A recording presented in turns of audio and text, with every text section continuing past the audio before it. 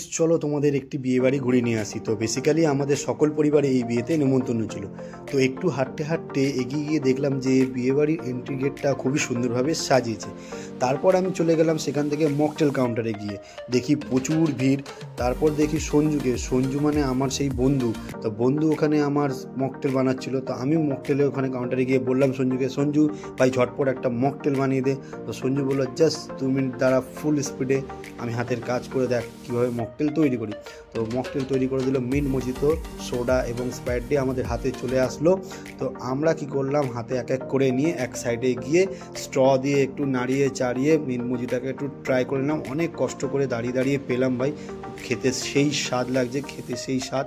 তো সেখান থেকে আবার আমি চলে গেলাম পকোড়া কাউন্টার সেকশন। তো পকোড়া নিয়ে ওখান থেকে পকোড়া খাচ্ছিলাম, গরম গরম বেশ কুরকুরে মিশমিশে পকোড়া খেতে খেতে যেন একটু স্বাদ দিতেই কামড় দিয়েছি, আবার একটু গরম লেগে গেল হাতে।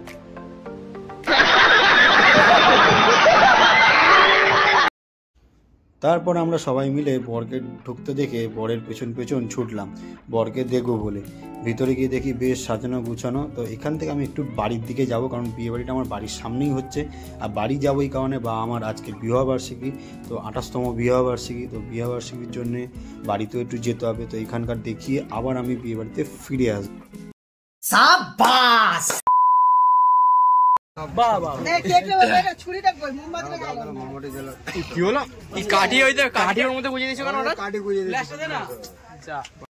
এবার মা বাপি এবার কেক কাটবে। তো আমি একটু মা বাবা মাসির সাথে একটু ফ্রেম বন্দি হয়ে গেলাম। চলো দেখতে থাকো তোমরা। তো এই যে চকলেট কেক দেখছেন, এই চকলেট কেকটা আমারই আনা, আমার খুব প্রিয় একটা কেক। চকলেট কেক আমার খুবই খেতে ভালো লাগে। তো আমিও চকলেট কেকটা নিয়ে চলে আসলাম বাড়িতে।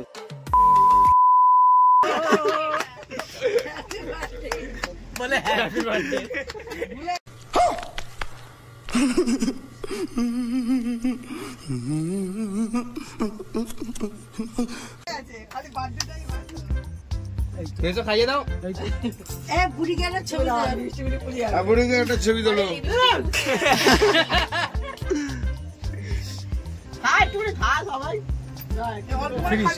কালকে খেতে হবে, খাবি আবার।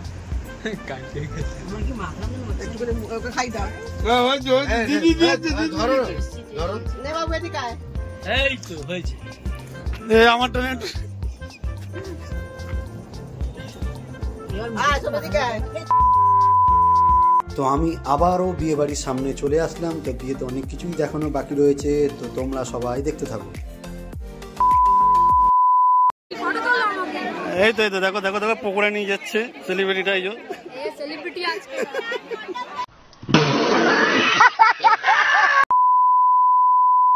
তো দেখলাম যে 1 প্লেট মোমো মামা খেয়ে নিয়ে শেষ করে দিল। তো বলছে শেষ, চলো আবার গিয়ে চাই খেতে।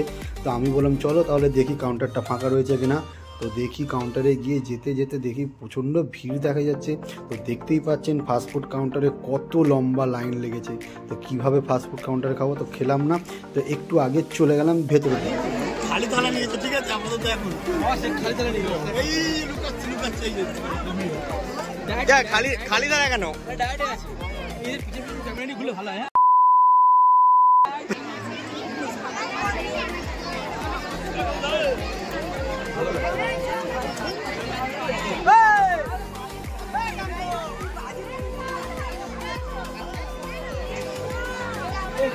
মানুষই খুঁজে পাচ্ছি না।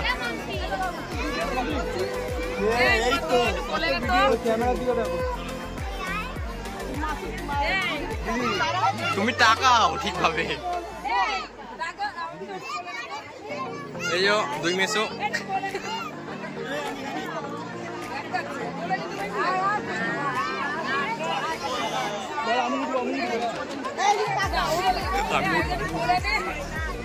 হয়ে গেলে একটু সরে যান না, হয়ে গেলে সরে যান, জায়গাটা ফাঁকা হবে। বউ ঘুরে গেল।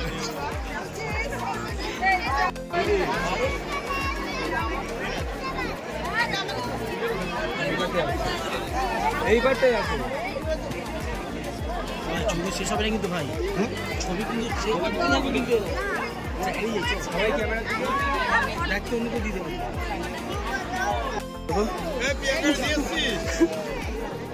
हाँ दिएसी दिएसी क्या कुछ की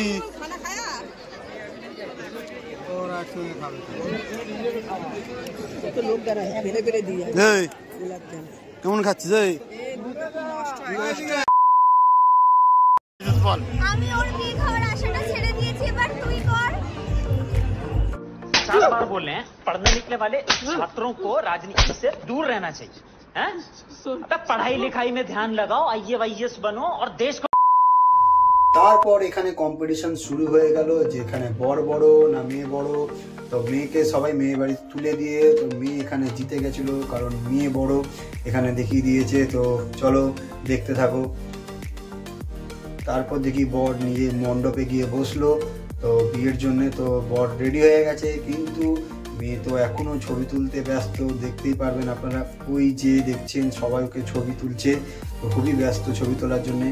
তো বরের অপেক্ষা, চল এবার খেতে যাই আমরা।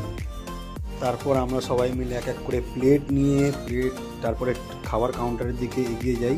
তো সেখানে ছিল ফিশ চপ, স্যালাড নিলাম। নেওয়ার পরে ওখান থেকে আমি রাইস নিয়ে নিলাম। তো আমাকে রাইস দিয়ে চাইছিলাম, তো রাইস নিয়ে নিলাম। তারপরে হচ্ছে চানা মশলা নিয়ে নিলাম, মানে একটা keema, mutton keema chana masala I think ছিল। তো সেইগুলো নিয়ে আমি বললাম একটা সাইডে চলে এলাম। তো সাইডে গিয়ে খাবারগুলো টেস্ট করে দেখবো এবার যে কেমন কি হয়েছে না হয়েছে। তো এই মামাটা বলছে একটু দেখি যা যে ফিশ চপটা কেমন হয়েছে, বেশ খেতে লাগছিলো টেস্ট। আমি বললাম একটু আমার দিকেও দেখা, আমিও তো একটু ট্রাই করে দেখাই যে কেমন কী লাগে। তো বেশ ভালোই খেতে লাগছিলো। তো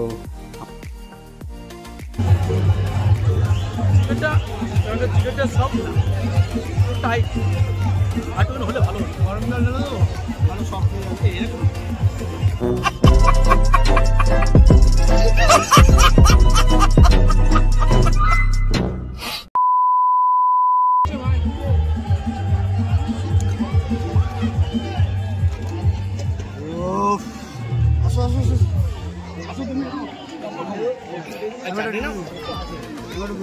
ভাই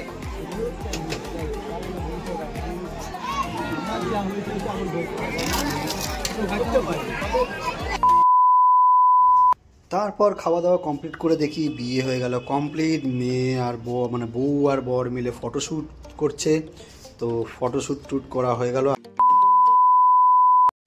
তারপর আমরা চলে গেলাম প্রোগ্রাম দেখতে। তো বিয়েরই প্রোগ্রাম ছিল, এটা হচ্ছে আমার মামার কন্ট্যাক্টের প্রোগ্রাম করা হয়েছিল। তো ইনি হচ্ছে আমার দাদু। তো দাদু খুবই দুঃখ প্রকাশ করছিল, কারণ 1 বছর হয়েছে আমাদের দিদা আমাদেরকে ছেড়ে চলে যায়, তাই দাদু একটু গান গেয়েছিল। তো যতটা পেরেছি চেষ্টা করেছি আপনাদের কাছে সব কিছু তুলে ধরার জন্য। তো কেমন লাগলো জানিও, যদি ভালো লেগে থাকে তো লাইক করে দিও। প্রথম আমি একটু নার্ভাস ফিল করছিলাম, ভয়েস ড্যামেজও একটু কোনো রকম হয়তো গন্ডগোল হতে পারে, তো তার জন্য আমি দুঃখিত।